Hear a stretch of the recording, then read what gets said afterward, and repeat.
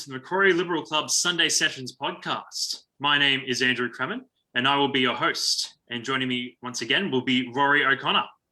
Rory, hello. Hey, how's it going, Andrew? I'm pretty good. I'm surviving the lockdown. Hope you're doing all right as well. I am.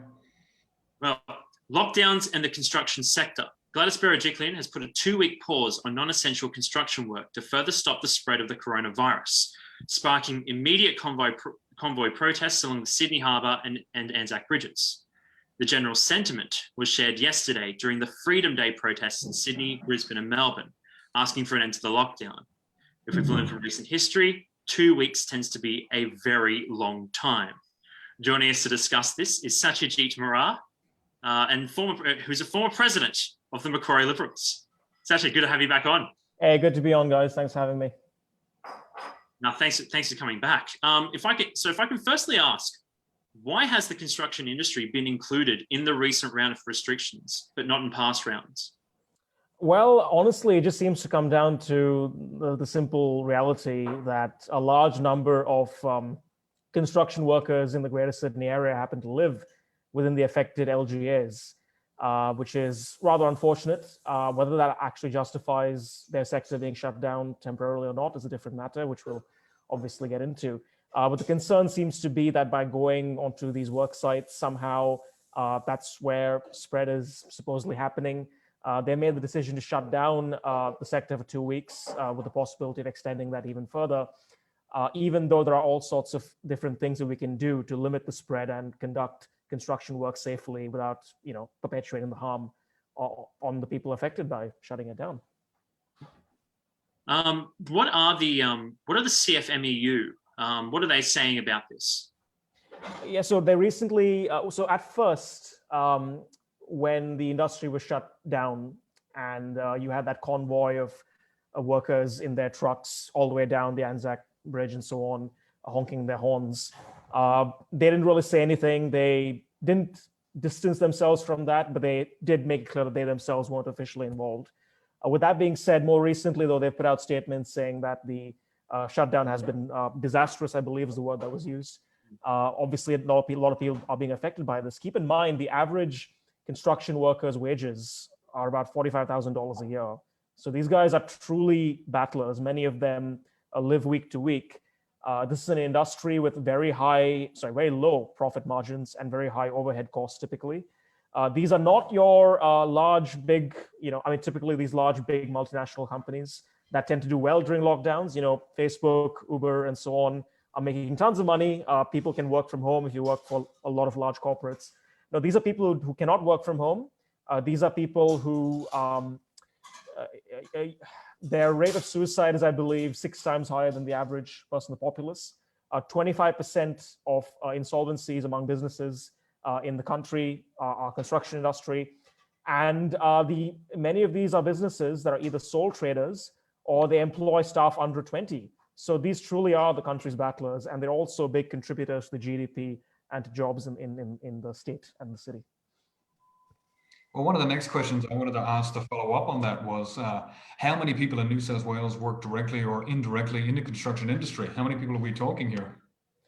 Yeah, so I don't have New South Wales specific figures, but I can tell you that Greater Sydney region, it's about 200,000 jobs. Nationally, I believe 1 in every 10 Australians is actually employed. Well, nearly 1 in 10 are employed in the construction sector. It's one of the biggest contributors to GDP. About almost 10% of GDP in 2019 was from the construction sector. And it's pretty clear that at the moment we have, in terms of percentage figures, we've technically rebounded from the pandemic, although more recent events would probably put a temporary stop to that.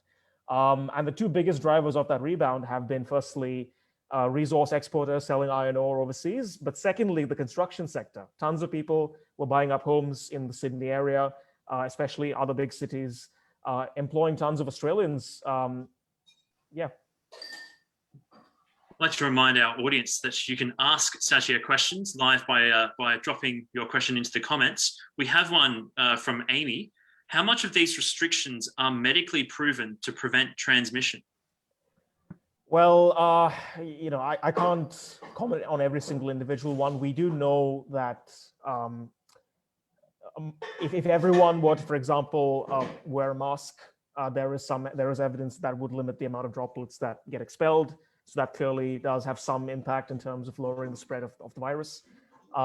We know that having a lower concentration of people within the confined space is also a good way of reducing the spread. We also happen to know, and a lot of these work sites might be outdoors. Outdoor transmission within New South Wales has never been confirmed, in fact, over the course of this whole epidemic. There have been some instances of outdoor transmission reported in other countries, in other parts of Australia. But as far as we know, it's pretty rare. And we do know it's entirely possible to have socially distanced work sites. When we talk about proven restrictions, I mean, as things stand, it is currently illegal for a construction site in New South Wales, even a private business, to buy and administer rapid action antigen tests for COVID-19, which give you a result in half an hour as to whether someone's positive or not. Now, it seems to me to be a no-brainer that if you really wanted to prevent the spread of COVID-19, you would simply ensure that everyone on a work site gets tested, and then they can get to work after about half an hour when they've been given the green light. And even if there are a few situations where there is a hypothetical false negative, this would greatly help lower the spread. It would certainly be far cheaper than entirely shutting down the industry. I mean, 2 weeks might seem to some people like, well, it's only 2 weeks, who cares? Well, one, they're probably going to extend it. Two, if they don't extend it, they'll probably do something like limit the amount of capacity in work sites. Three, like I said, a lot of these are small businesses with low margins and high overhead costs. That they don't make that much. I mean, they live week to week. This could be absolutely devastating for many of these businesses and workers. I think I was reading that if it lasts any longer than 2 weeks, like these are people, like especially subcontractors, they can't last 3 or 4 weeks. I'm not in construction, but I had a similar like I was in an industry that like I used to be a subcontractor, then I became a casual. We got banned in December, January, and my job was outdoors. We had a store capacity of 255. We can also work in off-peak periods as well, and yet we were banned from going to work. It's like if our work is unsafe, then surely your Coles is unsafe, and it was brought down to admin error. So these are major these are major bans to put on, as you said, 1/10 1/10 of workers, at least in Greater Sydney. Yeah, absolutely. And keep in mind, it's the 2-week shutdown itself. The estimated cost of that is about $2 to $2.5 billion. That's a lot of money. Like I said, this is even previous to the lockdowns. This is one of the most highly taxed sectors, a big GDP contributor. I mean, the money that is raised off this sector is what is helping to fund our recovery from the pandemic, but also the bailouts, for people affected by lockdowns or by these restrictions. Programs like JobKeeper and JobSeeker and so on. Where is that money going to come from? Well, we're printing a lot of money. We seem to be blowing out our debt and relying on GDP figures and tax receipts. But now they're sort of trying to strangle the horse here that's actually contributing to a lot of that. And keep in mind, it's not just the workers and businesses in the sector who are affected. That 2-week pause alone, it came into effect some half an hour after the industry even found out it was happening. There were a lot of work sites around the country where work had to stop completely, pretty much overnight. So a lot of people have been left now with houses that are incomplete that they have to live in. People are reporting burst water pipes, exposed wires. It's a dangerous situation. And the only relief that I've seen so far in terms of easing things up has been, I think a few days ago, they allowed work to continue on unoccupied sites to get them ready for sale or for lease. So that's been good. Some workers have been able to get back to work through that, but it isn't enough. They should really rethink this idea of keeping this construction pause going for any longer than they think it has to. So I take it at this point that you're against the construction lockdowns, but what are your thoughts on the lockdowns in general? Look, I've been having a lot of arguments about this topic recently. There seems to be broad support still within Australia for the idea of lockdowns. There are many other first world countries around the world where people have basically said, look, we can't lock down for too long. We'd rather let the spread happen and manage it and focus on extending medical capacity and medical facilities. But for whatever reason, most Australians support the idea of lockdowns if they're effective, if they can limit the spread like they seemed to last year. Some people argue that they didn't succeed, but I haven't been able to get into that completely. But what we do know is this. We've been in lockdown for 4 weeks, and so far, new daily cases tend to keep climbing. And we know that this experience with the Delta variant, which is a lot more transmissible than the last one, although the evidence says it might be slightly less dangerous, but it is more transmissible. We know from countries like Thailand, Malaysia, and Vietnam, they're having similar experiences. They've tried lockdown restrictions with Delta, which seemed to work with the last one, don't seem to be working. The few situations where you've actually had lockdowns seem to work to stem Delta or to stop it, seem to be where they were done very early on. And it pains me to admit this, but maybe things would be different if Gladys had put lockdowns in place sooner than she did. At least they'd be less worse than they are right now. But look, the fact is we're in the situation right now. It's been 4 weeks. We're still seeing hundreds of new cases every day. And what's interesting is a lot of people tend to blame people for breaking the rules. They say, people are breaking the rules, that's why it's spreading. We need to have more police, we need to have stricter restrictions. Look, the fact is that every time someone breaking the rules ends up spreading this disease, the media have an absolute field day. New South Wales Health have an absolute field day telling us about how horrible it is that people are breaking the rules. Most of the spread seems to come from people who are obeying the rules and doing very basic things like buying groceries, going to Bunnings, going to their essential work. And a lot of it seems to be amongst household members because they come back home and they give it to their household members, which is unfortunate. So the idea that more restrictions or even the current restrictions are really working to get to where they say it needs to get us to doesn't seem to hold up at all. And it's really unfortunate to see that. If I can read a quote from the World Health Organization. We in the World Health Organization do not advocate lockdowns as the primary means of control of this virus. Now, that was stated, before the Delta variant went viral. If I can link this to a question from Amy again, is there a political purpose to lockdowns? If they are unpopular, demoralizing, and damaging to the economy, why aren't the Australian Liberals opposing lockdowns like their British and American right-wing counterparts? Well, what I've said so far relates mainly to the idea of lowering down the number of people who end up in hospital and lowering down the number of people who end up dying, which is an incredibly small number here in Australia, mostly very old people or people with comorbidities like severe obesity, for example. One of the problems that we see around the world, and this is a historical problem, is that when people get conditioned to expect certain things over time gradually, tends to completely change the political calculus. Australia, I think, is quite different to countries like the US, which has a strong cultural affinity with anti-authoritarianism, with freedom. In Australia, we like to think of ourselves as a larrikin country, but unfortunately, I don't think the example really bears out. I mean, we were given our independence basically on a platter by the British. We never had to fight or rebel to achieve it. Some people consider that a positive, and maybe it is. Violence isn't necessarily a good thing, obviously. But I do think that one of the reasons why there seems to be political pressure to keep lockdowns, despite the fact that so many people are demoralized by it, despite the fact that a lot of young people are now having severe mental health issues, a lot of people are out of jobs, there's still an underlying swill of people who support the idea of lockdowns because, one, we're used to this idea of barely anyone getting and dying from this. I'm yet to meet very many Australians at all who even know someone who ever had COVID. I lived in the US for a year and a half, and I can tell you, almost everyone knew 10, 15, 20 people who had COVID. I had it myself, got it from someone in November 2020. And I think, being exposed to the idea of understanding and seeing what the average COVID case looks like, knowing what COVID is like for the vast majority of people, I think conditions people to have a more realistic idea of the fact that, yes, this is a dangerous virus, but it's only about 14 times more dangerous than the seasonal flu is, which we didn't stop society for. And we should have a proportionate response to that. And we should ideally let people manage their own risks while protecting the people who are extremely vulnerable. So making sure they get their jabs, or they're given the opportunity to, they can say yes or no, and then it's on them. Making sure that the very elderly are protected. These are the things that really, I think, are morally justified. But then people look at me and they say, oh, but Satya, if we go your way, you're going to see more deaths. You're going to see more hospital admissions. And yes, that's true. And this is a trade-off we have to make as a society. To what degree is it worth sacrificing our liberties indefinitely? Because keep in mind, this lockdown has gone on for 4 weeks. It might well go on until Christmas if they're determined to get to zero, or if they're determined to keep it going until everyone gets a jab.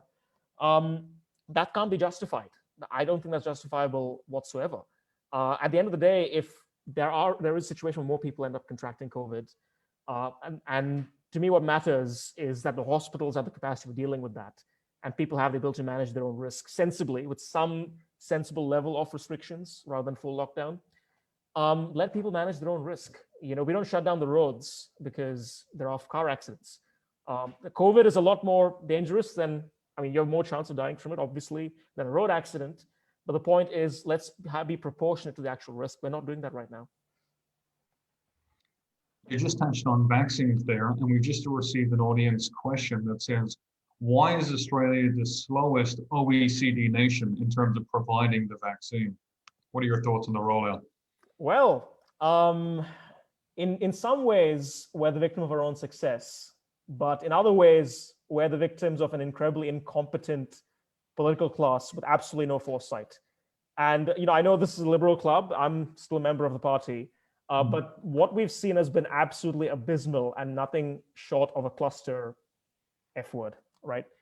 The fact is, early on, we were quite successful at managing this pandemic. We closed the borders early. We had hotel quarantine, which, there are a few escapes, but they were brought under control quickly. We had lockdowns that seemed to work for the previous strain. And by December 2020, we had very low community transmission, to the point where Health Officer Paul Kelly said there's simply no need for us to have more vaccines. We don't need we don't need to approve Pfizer quickly. There's no need for that. No one in the country, no one in the Sydney area even has COVID. Why are we bothering? And a few days later, we had 30 new cases in the Northern Beaches, and Greg Hunt, the health minister, he seconded those comments. He said, yeah, but look, we don't need that many vaccines. We're fine. It turns out that as early as July 2020, around the same time that the US was placing their orders for Pfizer, Australia had the opportunity, health ministry staff met with Pfizer to secure more Pfizer vaccines. And we could have been in a much better situation today. We could be in a comparable situation to Israel, to the UK, and so on, who are opening up now, even though they have a decent amount of spread. But we said no. We just didn't see it as a priority. And the decision was made not to invest in many different vaccines, because as we know, at the time, nobody really knew what the extent of the potential side effects would be from the vaccines. Every medicine has some side effects, and these were emergency authorized. So we didn't even know, and we decided to back one horse, the AstraZeneca horse. We didn't even bother securing any Pfizer vaccines until late in 2020, and by then we didn't secure enough. So then it turns out, this blood clot risk has come out. We didn't see it coming. Well, the UK didn't see it coming either. And AstraZeneca is actually a British-Swedish company. The UK still bought a whole bunch of different vaccines because they knew this might happen. With Pfizer itself, there's a few health risks with Pfizer. There's a myocarditis, a few cases of that. It's rare, but it does happen to some young people. Give people choice, because if people genuinely think that there's a risk that isn't worth bearing relative to the risk of COVID, if they say, look, let me take my chance with COVID, look, whether they're right or wrong, it's their choice. And we're now in a situation where AstraZeneca is available. People are not going out there and lining up for it as much as they should be. They're waiting for Pfizer, and the government doesn't have enough Pfizer. This is a very preventable mistake. And instead of simply saying, look, we've got no transmission, she'll be right, mate, we don't need to prepare for any contingencies, like they were saying late last year, hindsight is 2020. We should have invested in getting our population vaccinated at the same rate as the countries that did not succeed so well in controlling the initial outbreaks as we did.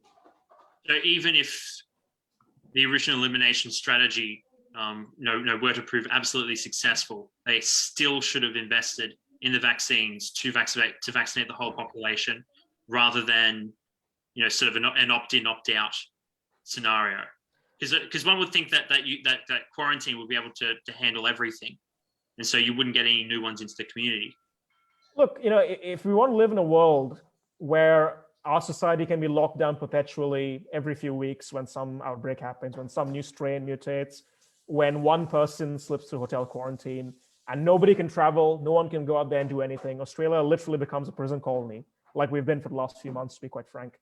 If we really want to live in that sort of horrible, horrific world, and we don't need vaccines, we can keep ruining people's lives and punishing them and printing more money, and eventually Australia will end up becoming a banana republic relying on foreign aid, because all this money has to be paid for somehow.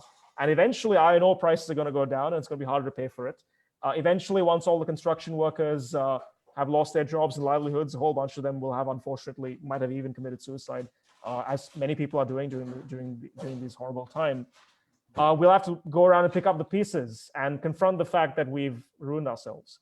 Now, with vaccines, I do want to make this point clear. I'm not someone who believes in mandatory vaccination, because I don't like the precedent of this idea the government can force you to put something in your body. I'm opposed to the idea of vaccine passports. Let every individual manage their own risk and ensure that for the vast majority of people who want vaccines and who want a vaccine that doesn't have a significant blood clot risk for them, that they are available. And if you want it, you can get it. And if you don't want it, your risk is entirely on you, and that's fine. And look, keep in mind, there have been states in the US where the vaccination rates are much lower than the national average.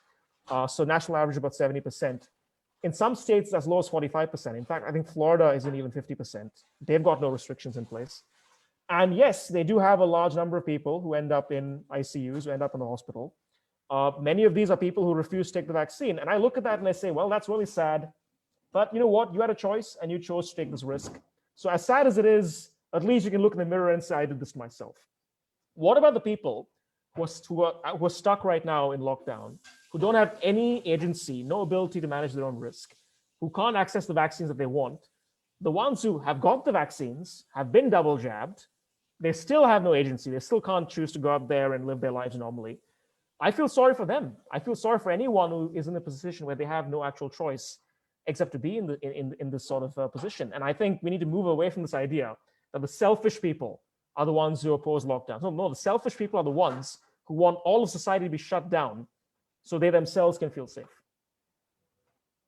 I wonder if the police minister, David Elliott, shares your view, given he went out on a press conference and he called the people who protested yesterday very selfish buffheads. I guess I'd like to transition then to the Freedom Day protests that took place yesterday. I guess tell me your thoughts regarding it. Look, I think it's important to be nuanced about this, because we have to accept the fact that when you have thousands of people out there protesting, as much of the cause might well be worthy, and I personally think it's a worthy cause, there is a genuine risk here that this could be a super spreader event, that 2 weeks from now we could see cases spike up significantly. I mentioned the outdoor spread in New South Wales hasn't been recorded, but with that many people packed together, many of them without masks, it's entirely possible. And if that does happen, I do think this could backfire completely, because a lot of people who oppose lockdowns might look at that and say, these guys are responsible for making the spread even worse than it was before. So I'll acknowledge that point. But I do want to make this other point here, which I think is equally important. What are people supposed to do when their backs are against the ropes, right? We've been told, look, these lockdowns are going to be in place until we get case numbers down. Well, it's been 4 weeks and case numbers keep climbing every single day. Hundreds and hundreds of new cases keep coming up. What we're doing so far is not working. Where we've not been given any sunset date, any date by which the government will finally say, okay, this isn't working, this isn't worth it anymore, we can't do this. No sunset date, nothing to look forward to in the future, just a perpetual grind. And on top of that, the government, New South Wales government has said, oh, look, there have been some hints that once we get to 70% or 80% vaccination, then we don't have to worry about restrictions anymore, or we can lift all these restrictions. Well, number one, we barely got 10% vaccinated so far. But number two, if you want to wait that long, it could take until Christmas. That's one problem. And I don't think anyone wants to be locked down all the way until Christmas. Number two, Scott Morrison, our great prime minister, he made a statement. He said, vaccines are not a substitute for lockdowns. Even if everyone in the country, and I don't think everyone is going to get vaccinated, but even if everyone in the country gets vaccinated, there's no guarantee lockdowns will stop. Lockdowns are a part of our management strategy to get the case numbers down, to potentially eradicate the virus. And what are people supposed to infer from that? A lot of people are lining up for a vaccine because they think to themselves, COVID sounds dangerous, but I really just want to get my life back. And I know if enough people get vaccinated, maybe they'll stop punishing me. Well, he just basically spat in their face. This is what we're dealing with, right? So backs against the ropes, both major parties at the state and federal level support the lockdown strategy. What are they supposed to do? Wait until next year to vote for between two major parties who think the same thing? Are they supposed to vote for a minor party? Well, the LDP, I believe, they seem to be anti-lockdown. They are against the restrictions that are currently in place in New South Wales. And good on them. They might get 1 or 2 MLCs up, which would be really good to see. So really, people left with nothing else to do. The only way they can make that political pressure felt to let the state government know, listen, lockdowns have a political calculus here. You stand to lose votes if you keep doing this without giving us a definitive end date.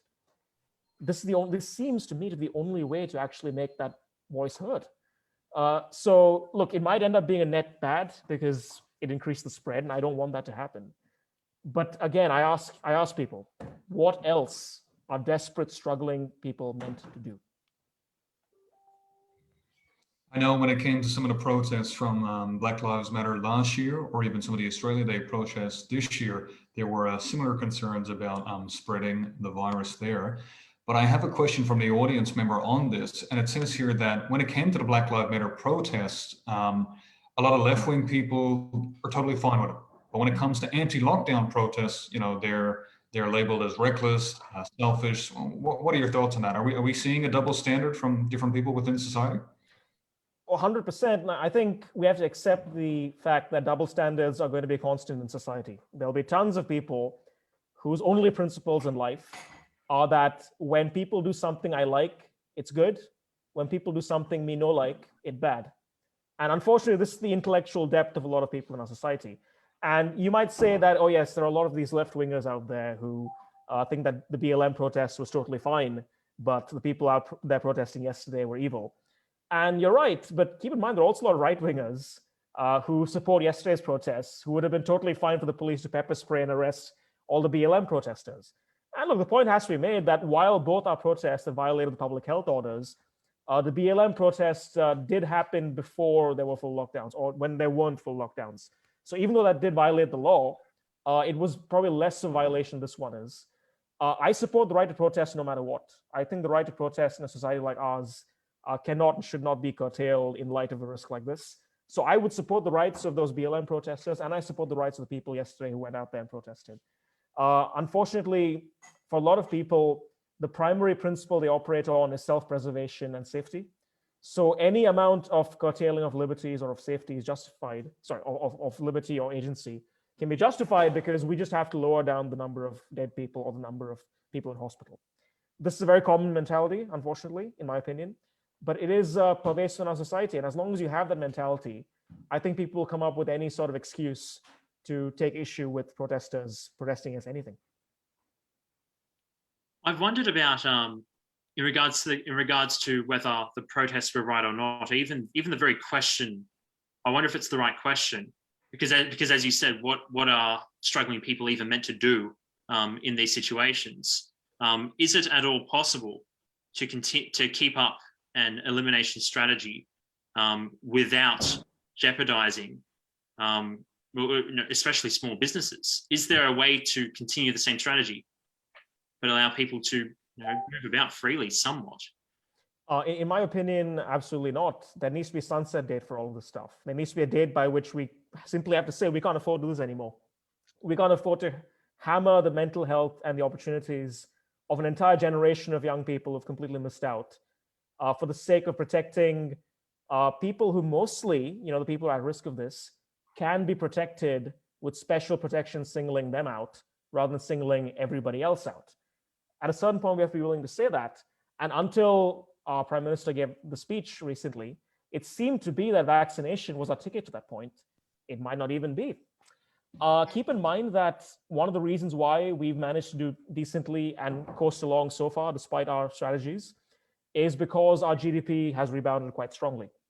Now, one of the reasons are the high commodity prices. Our iron ore is being bought by China, who, by the way, They're desperately trying to find other suppliers. They just can't do it right now. Number two, our Reserve Bank is keeping the interest rates quite low, and they have no plans of increasing the rates. And if they did, quite frankly, a lot of people would end up having to default on their homes. With that being said, there are already inflationary pressures being felt to raise interest rates elsewhere in Europe, in the UK, in the USA. Those are going to be felt by our Reserve Bank too quite soon. It might be a few years before they finally bite the bullet and pull the plug, but it's going to happen. We can't keep this nonsense charade going on forever. At a certain point, we have to, I think, say, look, we're going to try to make sure everyone who wants a jab can get one, but by this date, we cannot do full lockdowns anymore. That at least is out off the table. We need to do this just to give also some commercial certainty to businesses and just a light at the end of the tunnel so people have some hope. Look, honestly, most people that you speak to might tell you, look, if I knew this thing was going to go on for another few weeks or for a month even, and I knew that was going to work, and I knew we'd get back down to manageable number of cases, I'd support it. I think that's fine. But the not knowing, the daily dirge and the weekly dirge of having nothing to look forward to, things like only getting worse by the day, by the week, that's going to grind on people like nothing else. And this right now, by the way, at a time when the rest of the world, other countries like ours, are all opening up, mainly because they have the more vaccinations in the community.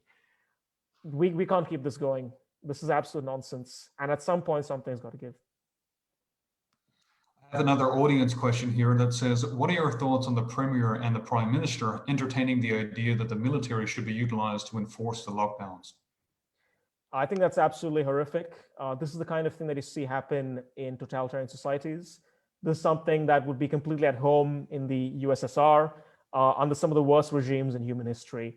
Like I said, the majority of the spread of this thing seems to be from people who do essential things and who are following the rules.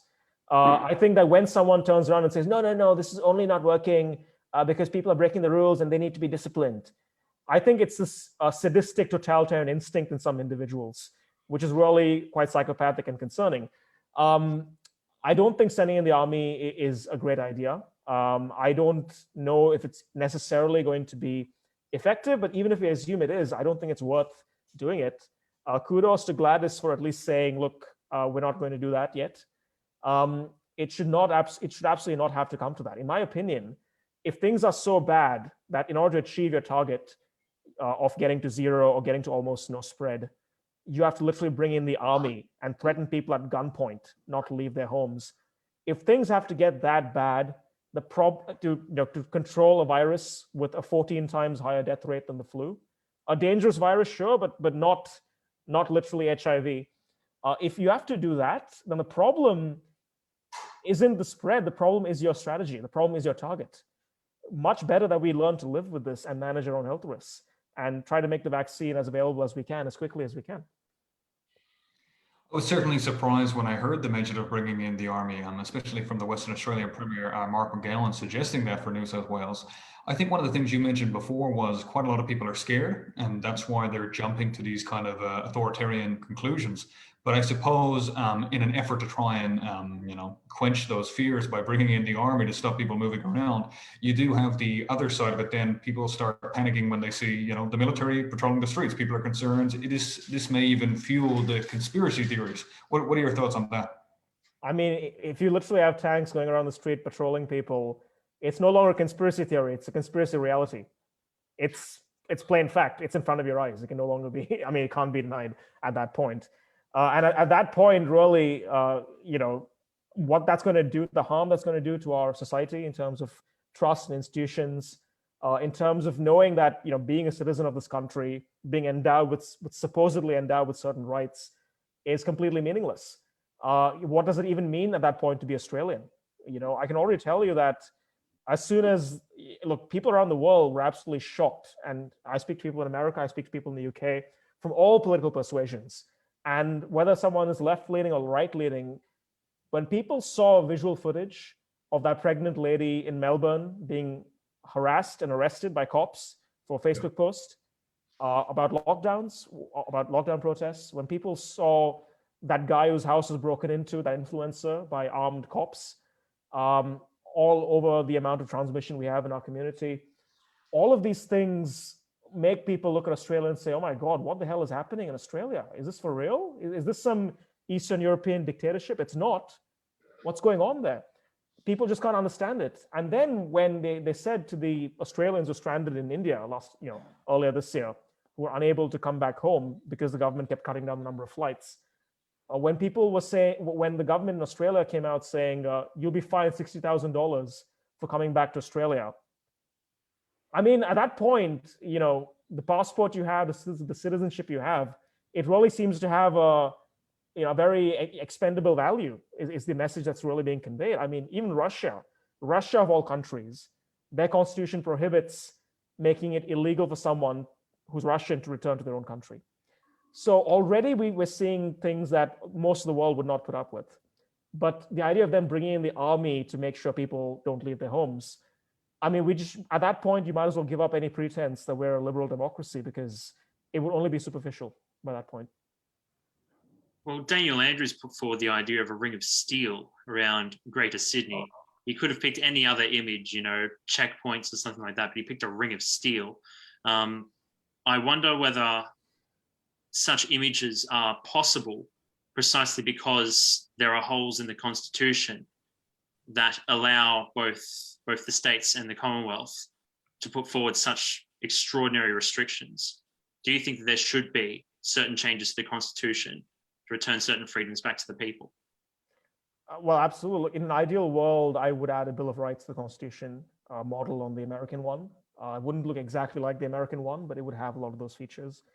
I can't comment too much on the specifics of the Constitution because I'm not an expert on it. My friend Cameron has been on the show a few times. He would have a lot more to say about that. Look, we are different to the US. Our federation is radically different. Part of that has allowed our states to have restrictions on interstate travel, which really feel like international border closures. It's not that different. And some of these have been draconian and have caused horrible impacts on ordinary people.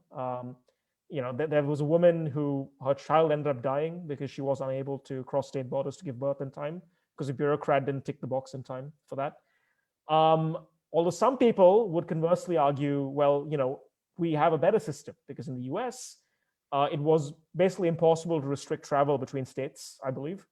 So as a result of that, the virus spread a lot easily between states. I haven't looked into all the evidence on that. It's certainly an argument that it's got some foundation to it. I don't like the idea of restricting movement between states. I will say though that at least before the Delta variant became a thing, there was some utility to having these temporary border closures between states in terms of preventing an outbreak in one state from affecting another. I do understand the value behind that.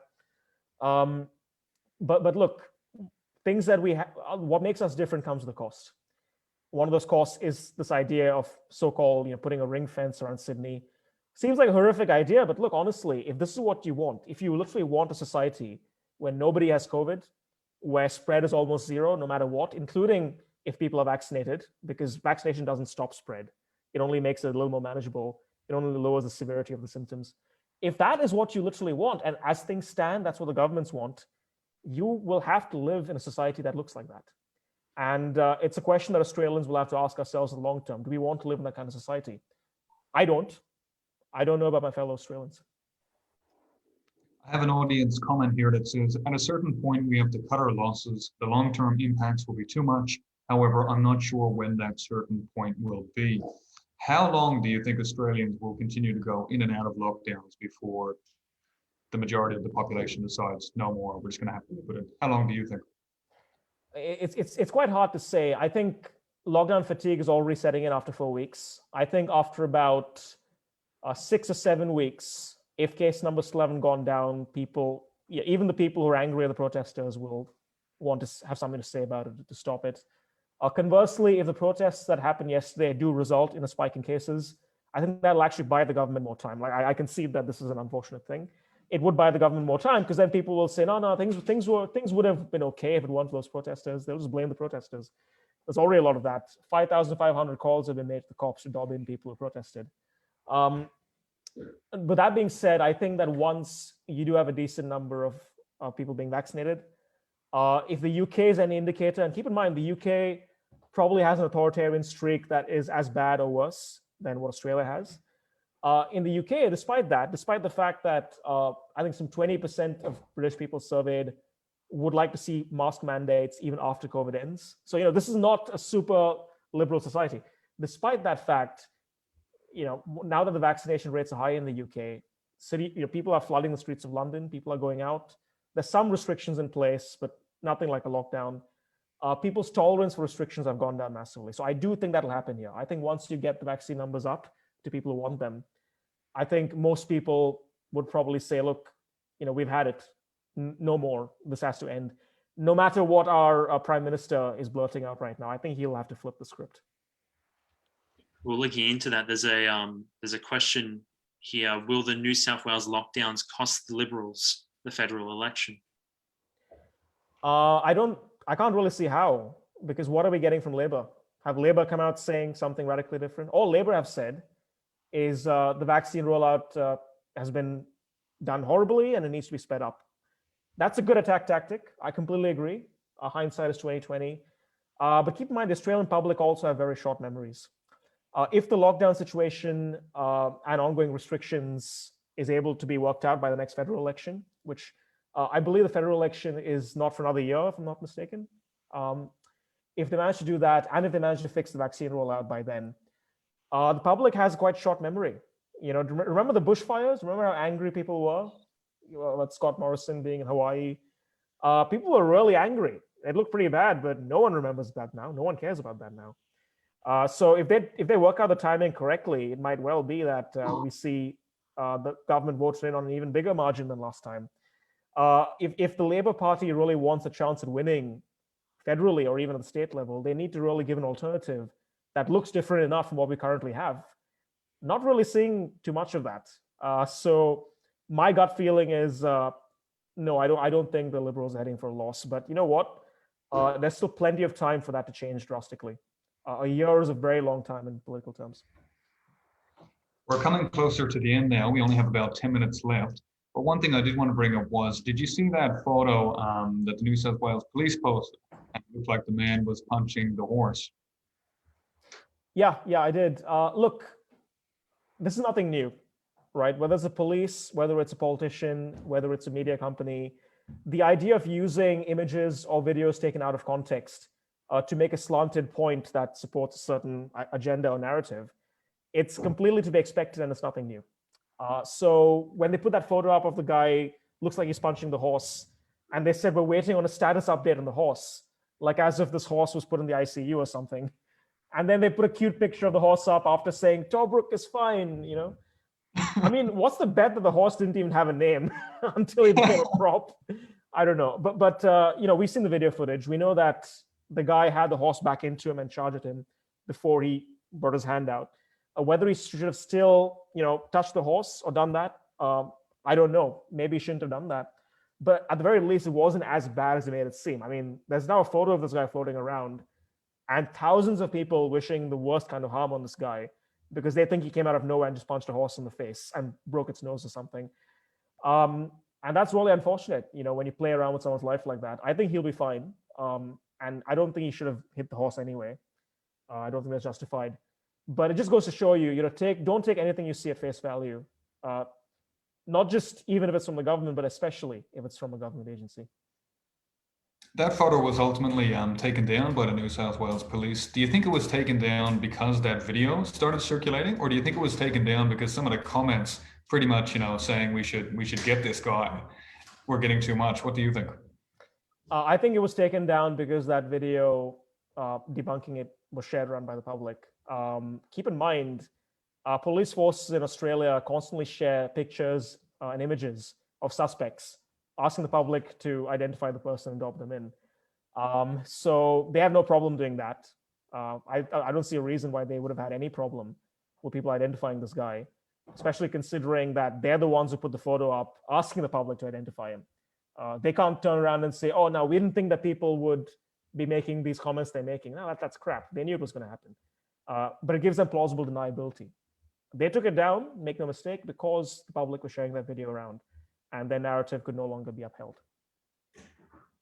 You mentioned that we shouldn't be taking things at face value, but part of taking things at face value is that we ultimately, we follow the instructions that the government gives us, whether it be, get vaccinated now, or stay at home. Do you think that there are other ways that these things could be presented to the public without perhaps scaring the living daylights out of them, and then from there giving them all kinds of mental health issues on top of whatever they're experiencing through lockdowns? Well, I think governments always have an incentive to instill as much fear as possible, because fear is effective in terms of ensuring compliance.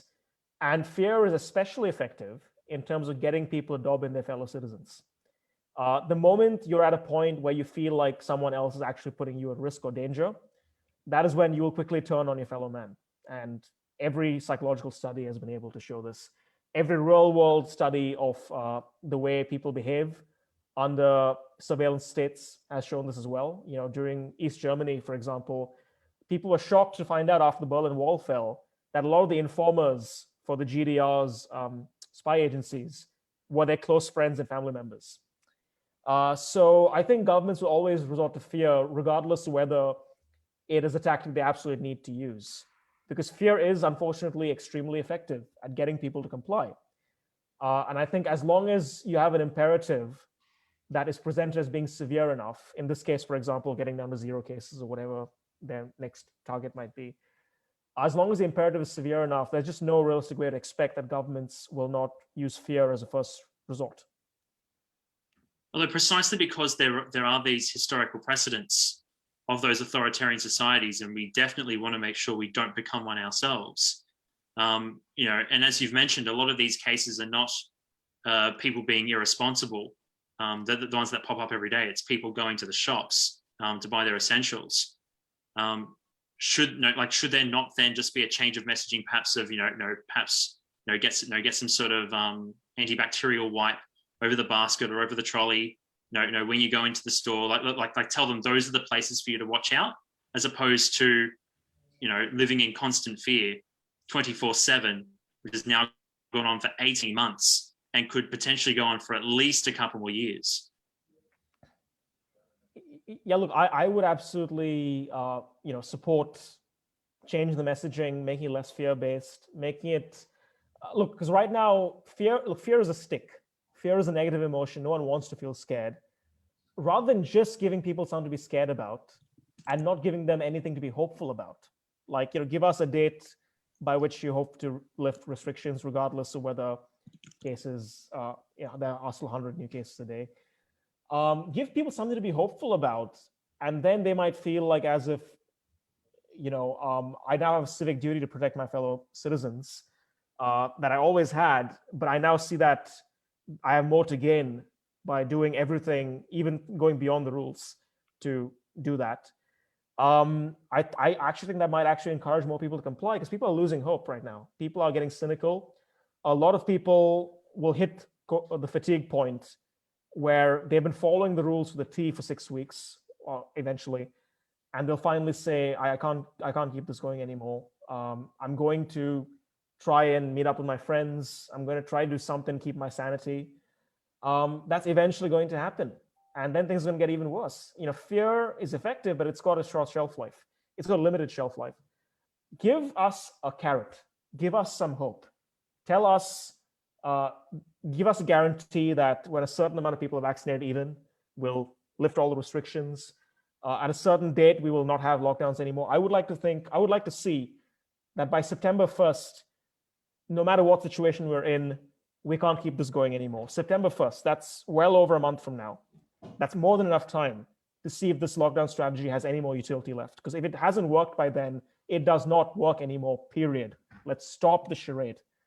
And I'm going to hopefully get a petition running up soon, because I think, look, if I don't think that having thousands of people crowding the streets of Sydney should be the only way to express political opposition. I think there should be a way that doesn't actually have a risk of turning into super spreader.